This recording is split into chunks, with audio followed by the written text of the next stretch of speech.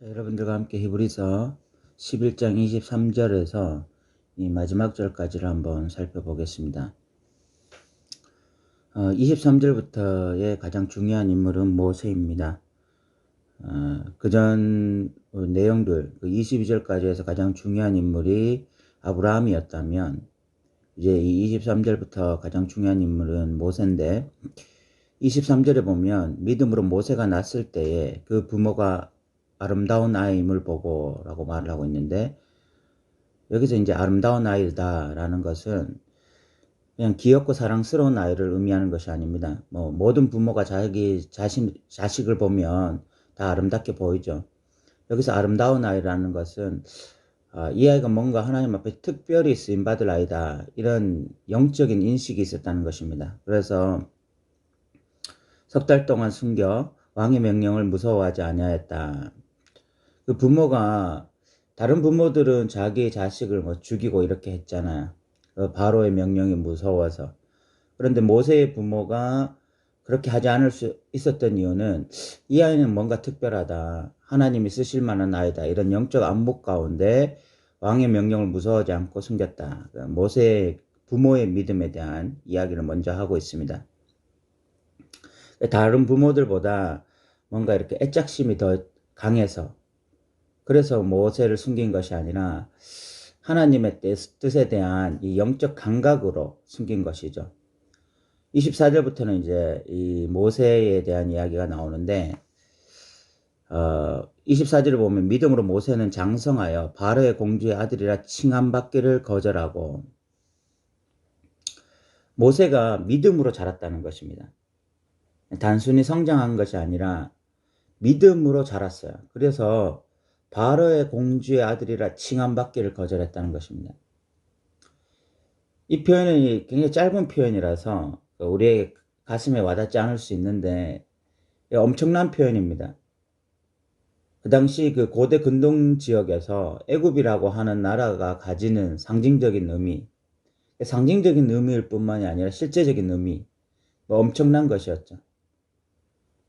그 당시 애굽은 최고의 강대국이었고, 그 애굽의 공주의 아들이라는 칭함은 엄청난 것이었습니다. 상상을 초월하는 어떤 권력, 권세, 이런 것들을 가지고 있는 것이었습니다. 모세는 그걸 거절했다는 것입니다. 이유가 25절에 보면 도리어 하나님의 백성과 함께 고난받기를 잠시 죄악의 낙을 누리는 것보다 더 좋아하고, 공주의 아들이라 칭함받기는 거절하고 오히려 하나님의 백성과 함께 고난을 받았다는 것입니다.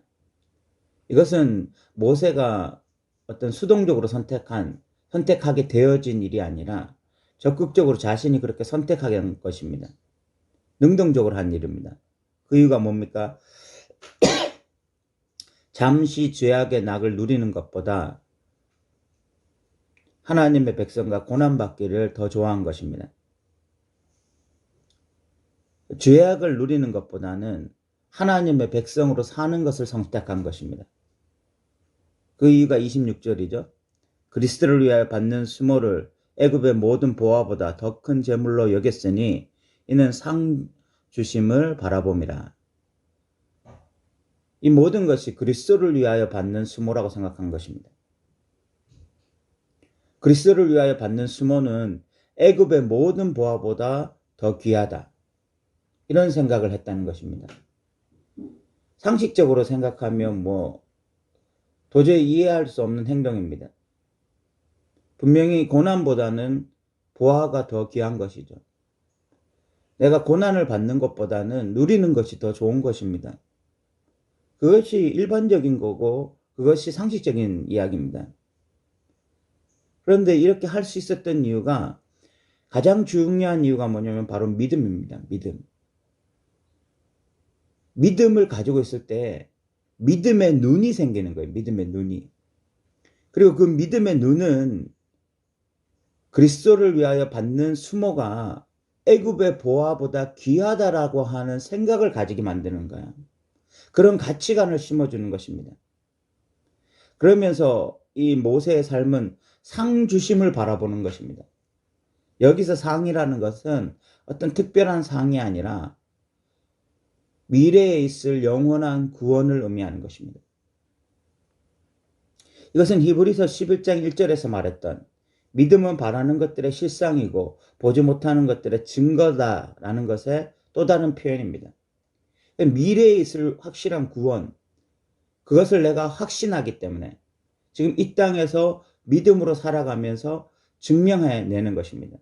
믿음으로서 증명해내요. 지금 현실에서. 모세는 어떻게 증명해내었습니까? 지금 이 현실 속에서 바로의 딸의 아들이라는 칭함을 받고 이 땅에서 죄악의 낙을 누릴 수 있는 특권을 부여받았지만 모세 스스로가 이 특권을 거부하고 하나님의 백성과 함께 고난을 받음으로써 증명해내었습니다. 내가 미래의 구원이 더 중요하다. 미래의 구원이 확신하다. 라는 것을 현실의 이런 삶으로 증명해낸 것입니다. 그리고 그렇게 살 수 있었던 중요한 이유가 바로 믿음의 눈이라는 것이 있었기 때문에 믿음으로 세상을 보는 눈, 믿음으로 세상을 바라보게 만드는 그 가치관이 있었기 때문에 이렇게 할 수 있었던 것입니다.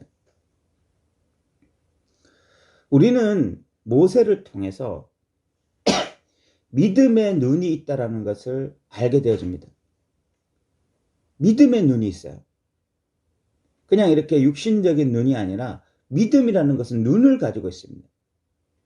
그래서 세상에 화려하게 보이는 것들, 세상에 누릴 수 있는 것들, 이런 것들보다도 하나님의 백성들과 함께 고난을 받고 잠시 어려움을 선택하는 것이 오히려 이 땅의 보화보다 더 귀하다라고 생각할 수 있는 눈을 가지게 되는 것입니다.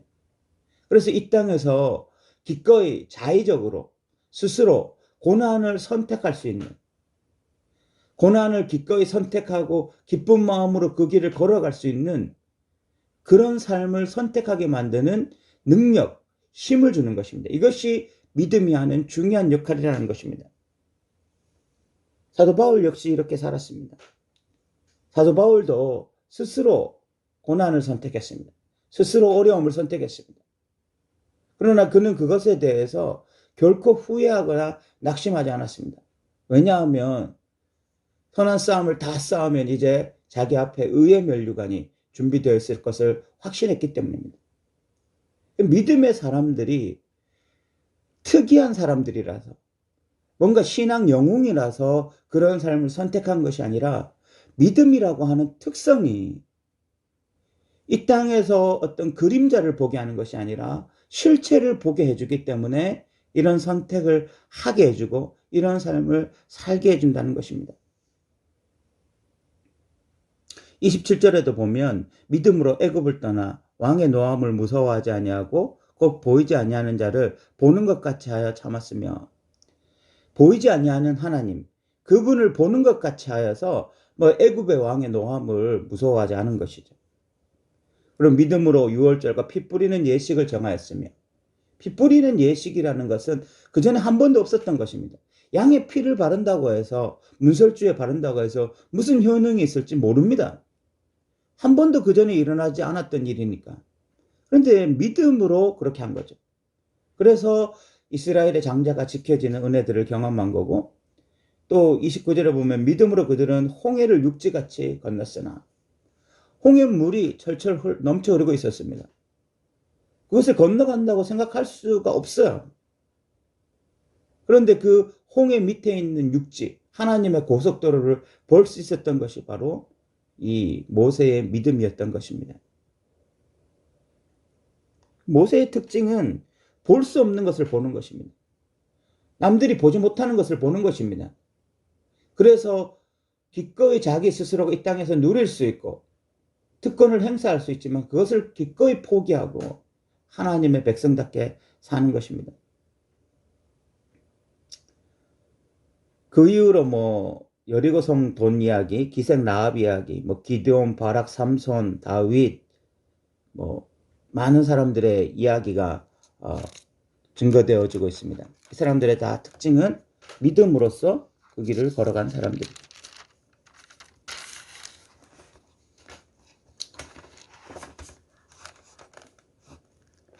그러면서 이제 이 39절과 40절에 이런 말씀이 있습니다.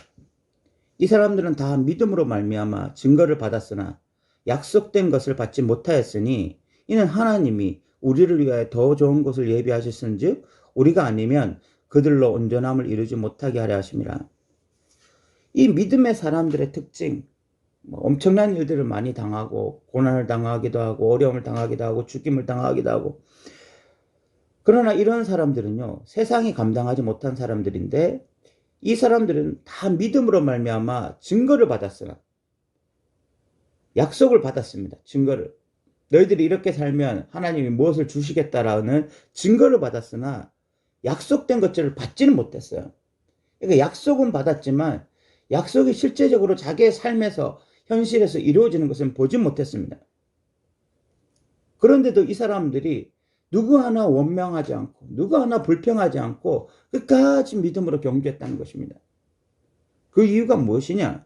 40절에 보면 이는 하나님이 우리를 위하여 더 좋은 것을 예비하셨은즉, 하나님이 더 좋은 본향, 더 좋은 것을 예비하셨다는 것을 믿기 때문에 이 땅에서의 고난이나 수치나 어려움이나 이런 것들을 능히 믿음으로써 감당해낼 수 있었던 것입니다. 히브리서 11장의 그 믿음의 특징은 히브리서 11장 1절에서 정의를 내리고 있습니다. 더 미래에 있을 본향을 확신하기 때문에 오늘 믿음으로 내가 그것을 확신한다는 것을 증명하면서 살아가는 것, 이것이 믿음의 정의였습니다. 그리고 많은 믿음의 사람들이 그렇게 산 것입니다. 이 땅에서는 마치 나그네처럼 살았습니다. 실소유자들이 아니었습니다. 이 땅의 주인공들이 아니었습니다. 오히려 이 땅에서는 고난을 받고 어려움을 당하고 심지어 죽임을 당하고 이런 많은 고난들, 어려움들을 경험해야 했습니다. 그럼에도 믿음의 사람들 누구도 원망이나 불평하지 아니하고 그 길을 묵묵히 걸어갔습니다. 그 이유가 무엇이냐? 더 좋은 본향을 소망했기 때문에, 그것을 확신했기 때문에 이 땅에서 믿음으로 증명하며 살아낸 것입니다. 그것이 모든 믿음의 사람들의 특징이라는 것입니다. 이것은 오늘날 우리에게도 마찬가지죠. 진정 하나님 나라를 소유한 자, 진정 하나님 나라를 확신하는 자, 더 좋은 본향을 소망하는 자는 이 땅에서 나그네로 살아가는 것입니다. 이 땅의 부동산, 동산에 집착하지 않습니다. 이 땅에서 내가 얼마나 더 가지느냐, 그것을 약속으로 받은 자들이 아닙니다. 이 땅에서 영원한 저 본향, 진정한 하나님 나라의 백성이라는 그 약속을 받은 것입니다. 그 약속을 받았다. 내가 진정한 하나님 나라의 백성이다. 진정한 저 본향에 나는 들어간다. 라는 것을 그 확신한다는 것이 이 땅에서 믿음으로 살아감으로 그것을 증명해내며 살아가는 것이 믿음의 사람들인 것입니다. 사랑하는 성도분, 저는 이런 부탁을 좀 드리고 싶습니다. 여러분 주위에서 믿음의 사람들을 이렇게 찾아보기가 그렇게 쉽지는 않을 것입니다. 이렇게 살아간 사람들을 찾아보기가 쉽지 않을 거야. 오히려 지금 이 현실의 삶에 너무너무 바빠서 뭔가 실체가 아닌 이 그림자를 붙잡고자 몸부림치면서 정신없이 살아가는 사람들을 많이 볼 것입니다. 그리고 또 우리도 그런 삶을 살려고 몸부림칠 수도 있습니다. 너도 그렇고 나도 그렇고, 너도 그렇게 살고 나도 그렇게 살고, 그래서 서로 그냥 위로하면서, 그래 인간은 연약해서 부족해서 이럴 수밖에 없다, 이렇게 합리화하면서 그렇게 살아서는 안 됩니다.